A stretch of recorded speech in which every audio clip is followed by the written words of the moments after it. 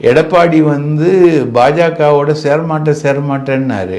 அப்போ வந்து இவரும் மிதுனும் அவங்க சம்பந்தியும் சேர்ந்து ஒரு ஏர்லைன் மேட்டரில் 8.5 கோடி ரூபாய் முறைகேடு பண்ணாங்கன்னு அந்த டாக்குமெண்ட்டை கையில் வச்சு தான் மிதுனை அரெஸ்ட் பண்ணுறதுக்கும் அவங்க சம்பந்தியை அரெஸ்ட் பண்ணுறதுக்கும் அமலாக்கத்துறை தயாராக நேராக இவர் டெல்லிக்கு போயிட்டு இவர் சரண்டர் ஆனார்.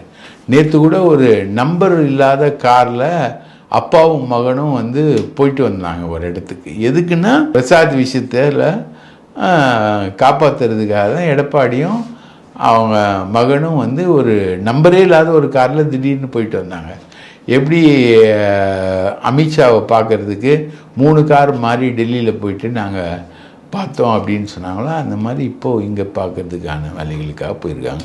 ஸோ இந்த மாதிரி ஒரு மர்மம் நிறைந்த ஒரு ஆளாகவே எடப்பாடியின் மகன் மிதுன் வந்து இயங்குகிறார்.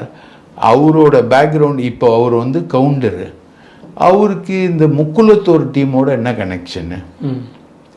இவங்களுக்கு ஓபிஎஸ்ஸை பிடிக்காது, சசிகலாவை பிடிக்காது, முக்குலத்தோர் யாரையுமே பிடிக்காது.